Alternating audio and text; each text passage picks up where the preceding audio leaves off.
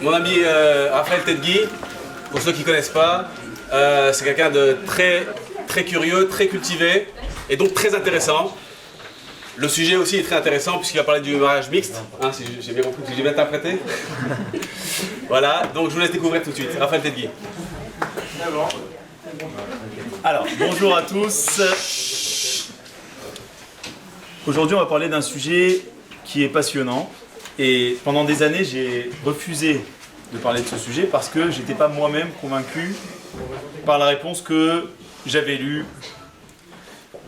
Et un jour, en faisant un cours, j'ai eu une question qui est venue d'un élève. Et lorsqu'il m'a posé la question, en répondant et en discutant après avec ce jeune, j'ai réussi un peu à affiner cette réponse et c'était encore plus parlant.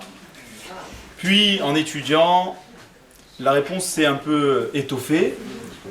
Et aujourd'hui, je vais vous proposer une réponse à cette question. Mais d'abord, j'aimerais bien qu'on comprenne le sens de cette question. Il y a certains ici qui ont en eux une certaine agressivité, une animosité contre des ennemis d'Israël.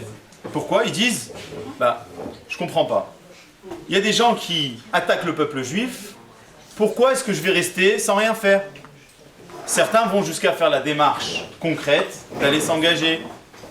D'autres vont, à leur niveau, essayer de redorer le blason d'Israël auprès des nations. Chacun va avoir son combat.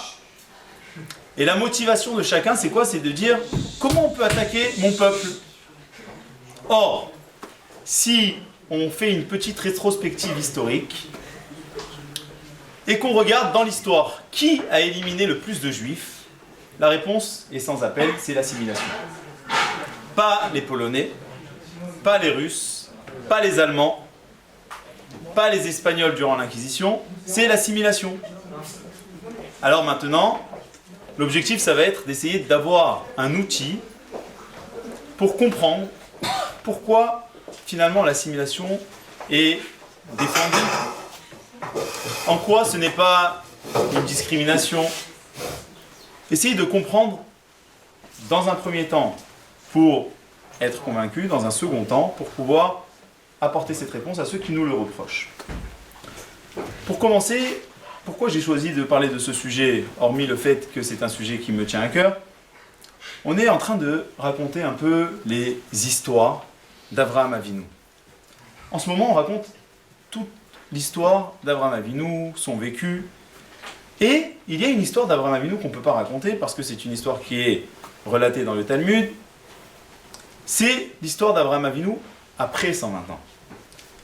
Jusqu'à aujourd'hui, Avraham Avinu se tient à la porte d'un endroit un peu spécial. C'est un endroit où on prodigue à chacun des êtres qui est défunt le total des souffrances qu'il a infligées aux autres durant sa vie. Et Abraham est à la porte. Qu'est-ce qu'il fait à la porte de cet endroit? Eh bien, il va regarder chaque personne qui passe. Ah, lui, il ne rentre pas. Lui, il ne rentre pas. Voilà.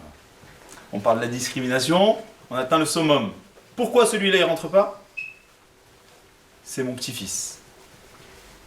Celui-là, non plus. Alors, on se demande, mais attendez, Avraham Avinu, dans sa vie, qu'est-ce qu'il a fait? C'est quoi la mida par excellence, la qualité par excellence d'Avraham Avinu? C'est l'altruisme. Penser aux autres, donner. Comment une personne de cette dimension peut venir et dire, attendez, il y a une différence entre cela et cela? Qui plus est, dans le judaïsme, la notion essentielle, c'est de dire, très bien, on va être humaniste. Et une personne va être à la fac, je prends l'exemple le plus courant, ou bien travailler, elle va côtoyer quelqu'un, Christelle ou Abdel, je reprends les exemples du titre, hyper sympathique. J'ai jamais rencontré quelqu'un d'aussi agréable, avec des valeurs humaines, mais exceptionnelles. Et lorsque je vais pour annoncer à mes parents que j'aimerais l'épouser, on me dit non. Très bien, pourquoi? J'aimerais comprendre. Eh bien, il ou elle n'est pas juive. Et alors? Qu'est-ce que ça change? il aurait été chinois, hindou, ça aurait posé problème? Ben ça dépend. S'il est juif, il n'y a pas de problème. S'il n'est pas juif, il y a un problème. Alors, attendez. Le b.a.-ba du racisme, c'est quoi? C'est de dire, on rejette une personne parce que sa race est différente. Donc, ici, il s'agirait de racisme, de xénophobie, de discrimination, de rejet. Or, dans la plupart des sociétés, vous allez entendre que, comment? Vous rejetez une personne juste parce qu'elle a telle race? Alors, nous, dans le peuple juif, on demande à chacun de comprendre ce qu'il fait. Alors bien entendu, on ne peut pas tout comprendre. Et finalement, chaque personne a l'obligation d'étudier. Même une personne qui sait pratiquer la Torah dans les moindres recoins a l'obligation d'étudier. Pourquoi?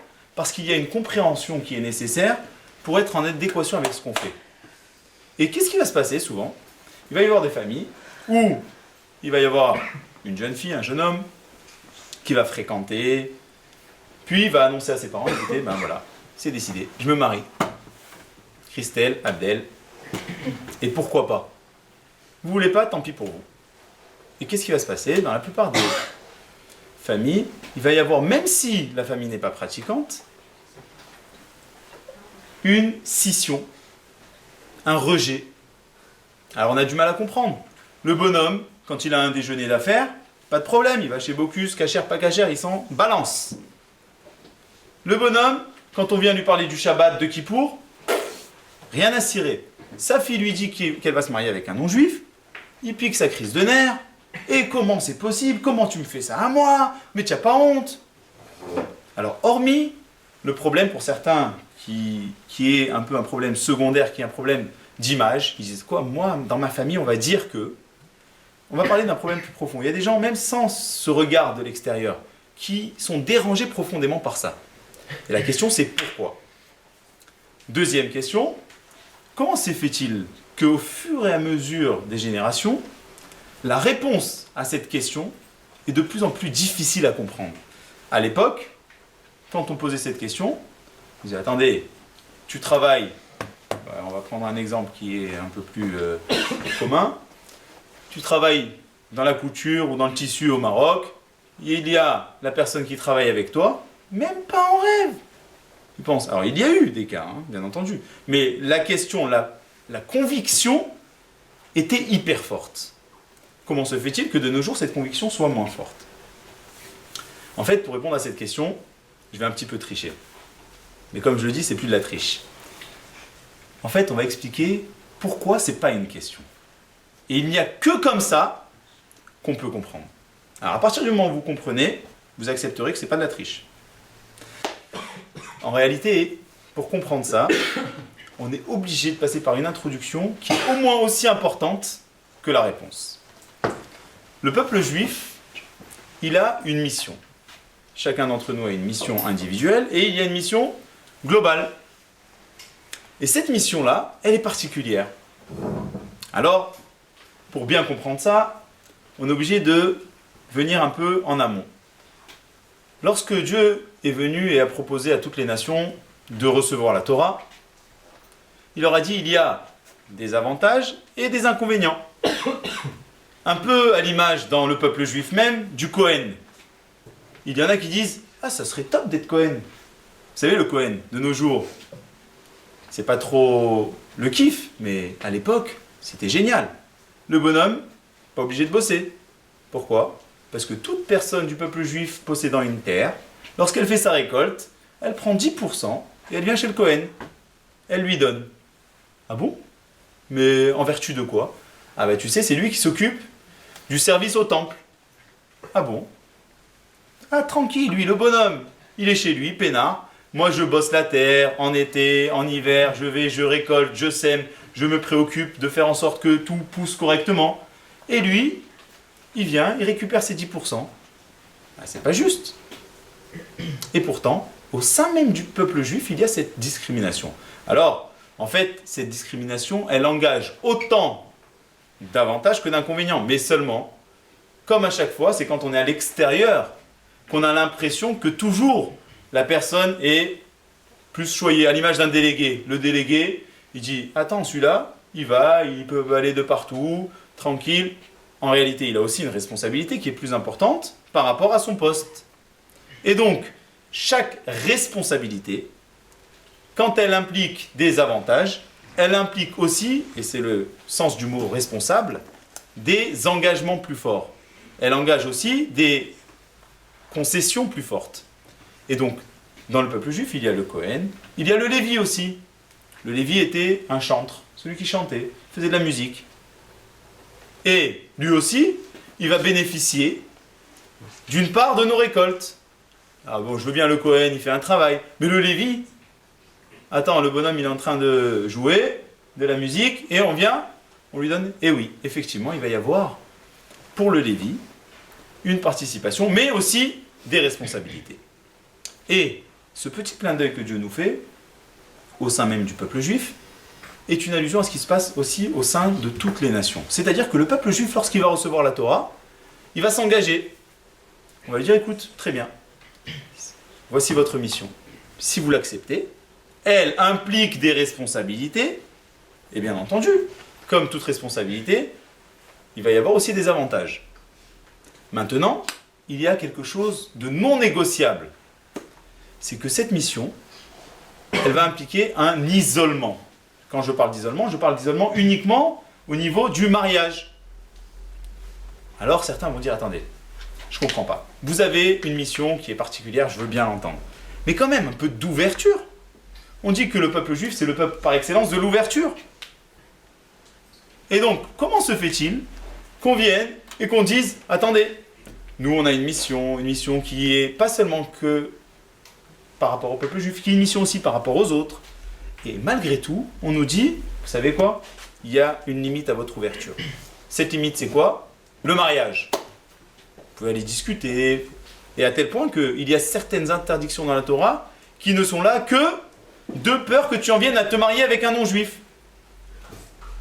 Consommer un vin d'un non-juif, la cuisine faite par un non-juif, même d'un aliment 100% cachère, eh bien, ça devient impropre à la consommation. Ça veut dire qu'un même aliment qui est consommé, qui est préparé entièrement par un juif ou entièrement par un non-juif, eh bien, il ne sera pas cachère s'il est préparé par un non-juif. Pourquoi?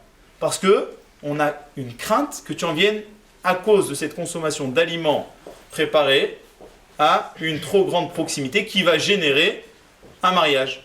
À ce point-là, mais qu'est-ce qu'ils ont? On les considère comme des pestiférés, entre guillemets, mais qu'est-ce qui se passe?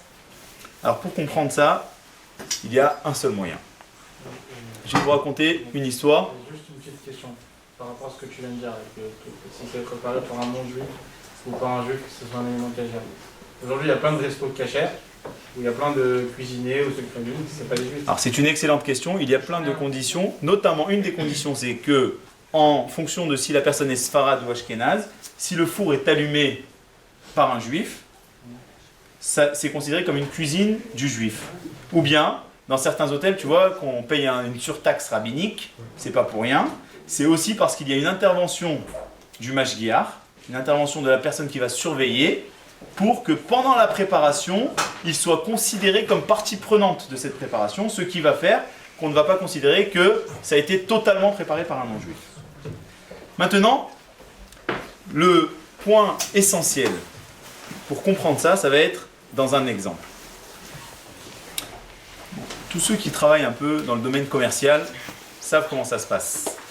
Dans le domaine commercial, on ne peut pas se permettre d'être approximatif. Il faut vraiment essayer d'être motivé. Il faut aussi avoir une certaine stratégie. C'est bien quand on a la tchatch, c'est le début, mais il faut aussi réussir à avoir un niveau de réflexion de stratégie. Dans une grande entreprise qui avait une belle équipe de commerciaux, il y avait un responsable commercial qui était très intelligent, très tactique, qui réfléchissait bien à chacune de ses interventions. Et il avait réuni son équipe, il leur a dit, voilà, écoutez, je vais vous donner vos ordres de mission. Il réunit ses équipes, il leur donne à chacun les outils nécessaires, le téléphone, tout ce qu'ils avaient besoin pour réussir leur mission. Et il leur donne le lieu vers lequel ils vont devoir s'orienter pour la mission de la semaine. À la fin de son intervention, tous les commerciaux s'en vont, il y a 2 commerciaux qui restent. Bonjour, il y a quelque chose qui n'était pas clair dans ce que j'ai dit? Alors,